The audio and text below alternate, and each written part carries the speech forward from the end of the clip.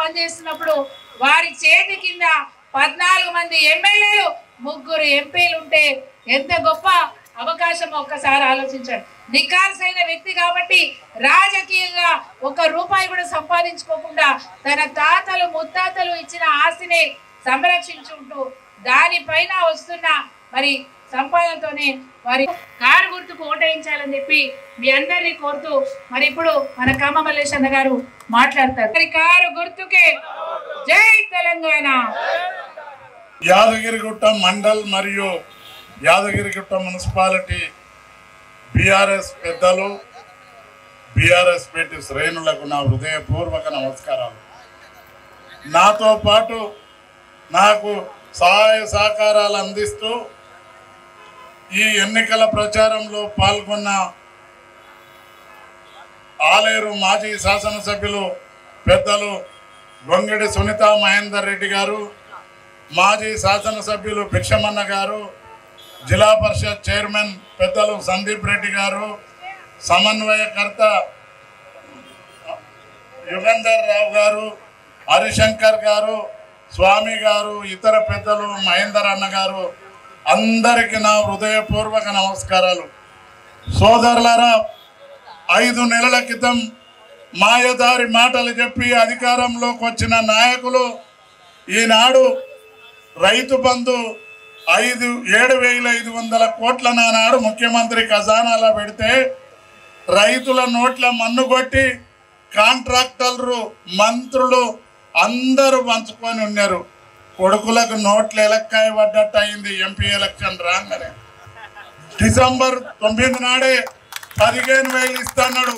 అవి కూడా ఎక్కువద్దామని చూసిండు. కానీ లోక్సభ ఎన్నికలు ప్రకటించి మన తెలంగాణ తొలి ముఖ్యమంత్రి కేసీఆర్ గారు రైతు పోరుబాటకు బయలుదేరితే లాగులు దడిచి ఇవాళ అదే 10,000 వేసిండు. నీకు సిగ్గు, నీకు బుద్ధి ఉంటే ఇచ్చిన మాట నిలబెట్టుకోవాలనుకుంటే 15,000 వేయాలి.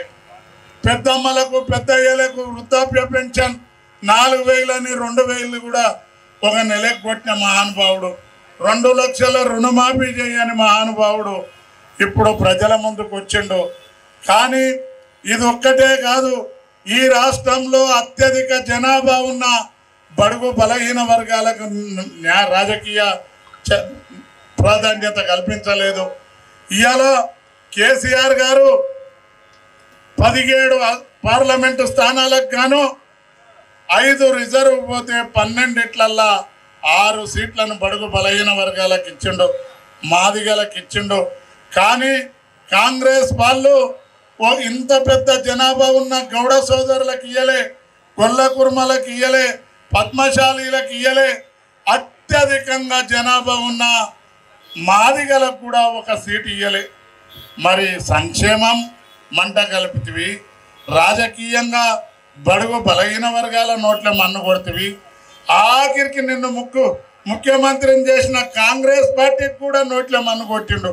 కాంగ్రెస్ పార్టీలో 30-40 ఏండ్ల సంధి పనిచేసిన కార్యకర్తల నోట్ల మన్ను కొట్టి ఇక్కడికి వెళ్ళి పార్టీ నిర్ణయించినటువంటి పూటకుళ్ళ నా కొడుకులకు టికెట్ ఇచ్చిండు. ఇవాళ నిజమైన కాంగ్రెస్ కార్యకర్తలు కూడా ఒకసారి ఆలోచన చేస్తా ఉర్రు. ఆయన అనుకుంటుండేమో నీకు నీ చామల కిరణ్ కుమార్ రెడ్డికి మా బీఆర్ఎస్ వాళ్ళ కన్నా మొదలు ఆల్క దౌడ కట్టే పెట్టడానికి కాంగ్రెస్ వాళ్ళే ముందుండ్రు అని మనవి చేస్తా ఉన్నా. ముఖ్యమంత్రికి లాగు దడుస్తా ఉంది. నేను ఒక ఇన్ఛార్జిననే చెప్పుకునే కోమటిరెడ్డి రాజగోపాల్ రెడ్డి గారు ఈ భువనగిరి పార్లమెంట్ మొదలైనాక నువ్వు ఎంపీ అయినావు, నా మీద పోటీ చేసే బూర నర్సే ఎంపీ అయిండు, నీ అన్న ఎంపీ అయిండు. 1 రూపాయి పని ఏమన్నా చేసిర్రా ఒకసారి చెప్పండి. నీ అన్న మంత్రి ఉండు, నీ మంత్రి పదవి కొరకాన్ని ఎత్తుకొని దులా అని తీవ్ర పండుగలాగా తిరుగుతూ ఉండు. రాజగోపాల్ రెడ్డి నువ్వు ఈ మన తెలంగాణ ఆరాధ్య దైవం లక్ష్మీ నరసింహస్వామి గుడి చుట్టూ కాదు సుమా, నువ్వు ఈ గుట్ట చుట్టూ పొర్లు దండాలు చేసినా నీకు మంత్రి పదవి రాదు. రాజగోపాల్ రెడ్డి టైగర్ అని చెప్పుకుంటాడు. టైగర్ అంటే పులి, ఆకలైన పులి బొక్కలే కొరకాలే కానీ ఈ పులి పోయి ఒరిగడ్డి తింటా ఉంది ఆ మంత్రి పదవి కొరకు. నిన్ను పులి కూడా అన్నారు. కాబట్టి నువ్వెన్ని కళ్ళబొల్లి మాటలు చెప్పినా ఇవాళ ప్రజలందరూ కేసీఆర్ గారిని పోగొట్టుకున్నందుకు ఆలోచిస్తావు. ప్రతిపక్ష పార్టీగా బీఆర్ఎస్ ను ఉంచినందుకు నుండి ఒక సామాన్య కార్యకర్త నుండి ఈ స్థాయికి వచ్చిన నాకు కేసీఆర్ గారు అవకాశం కల్పించారు.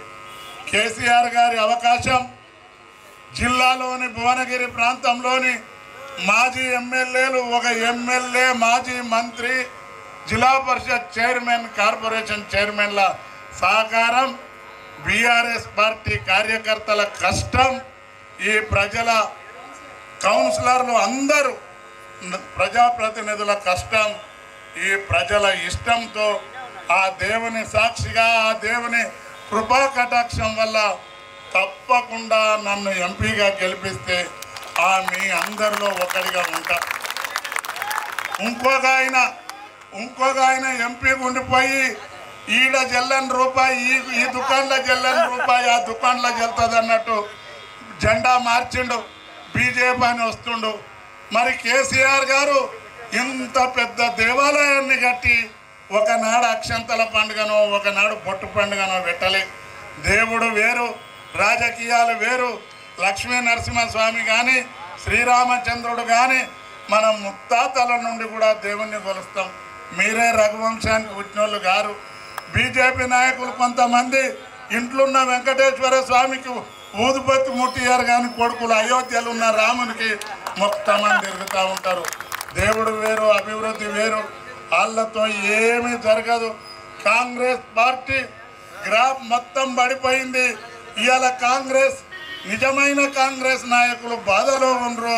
ఈ అరువు తెచ్చుకున్న కాంగ్రెస్ వాళ్ళు ఉరుకులాడుతారు. మనకన్నా మొదలు నిజమైన కాంగ్రెస్ వాళ్ళే వాళ్లకు వాతలు పెట్టడానికి సిద్ధంగా ఉర్రు. మీరందరూ కూడా కష్టపడి పనిచేస్తే మనం అందరం కూడా ఒక ఎంపీగా నేనొచ్చినా నేనే ఎంపీనని ఫీల్ అయ్యే వ్యక్తిని కాదు. మీలో అందరిగా, మీలో ఒకడిగా కేంద్ర ప్రభుత్వం, రాష్ట్ర ప్రభుత్వాల మెడలు వంచి అన్న మాటలు నిలబెట్టడానికి, మీ సేవ చేయడానికి, మీ కుటుంబ సభ్యుడిగా ఉంటానని నేను మనవి చేస్తూ ఉన్నాను. సోదరులారా, కొందరు పోతా ఉంటారు, ఏడ పచ్చగుంటే ఆడ తింటారు, ఏడ ఎచ్చగుంటే ఆడ వంతరాళ్ళు. వాళ్ళు ఎసొంటి కొడుకులు అంటే ఇవాళ వరి మండే కట్టే ముందు వడ్లను నానబోస్తే తాళేమో మీదికి తేలుతుంది, మొలకెత్తే ఒడ్లు కిందికి పోతాయి. ఆ మొలకెత్తే ఒడ్లే మీరు ఆ పోయిన కొడుకులంతా ఆ నీళ్ళ మీదే తేలే తాలుగాళ్ళు. వాళ్ళ ఆ తాలుగాళ్ళతోటి ఆడకూడేం, వాళ్ళకు కూడా ఏం లాభం కాదు. ఆడికెళ్ళి ఈడికెళ్ళి ఆ తాలు పెంటపాలు తీరుతుంది. ఇక వాళ్ళ పని అయిపోయింది. మీరందరూ కూడా నన్ను ఆశీర్వదిస్తే పెద్దల ఆశీస్సులతోటి మీలో ఒకటిగా ఉంటా. నేను ఎప్పటికున్నా క్యామ మల్లేష్ అన్ననో క్యామ మల్లేష తమ్మి అనో పిలవాల్సిందే కానీ నేను అహంకారపూరితంగా ఉండే వ్యక్తిని కాదు. ఎవ్వరి తాతకు కూడా బుగులు పడే వ్యక్తిని కూడా కాదు అని తెలుపుతూ ఈ కార్యకర్తలకు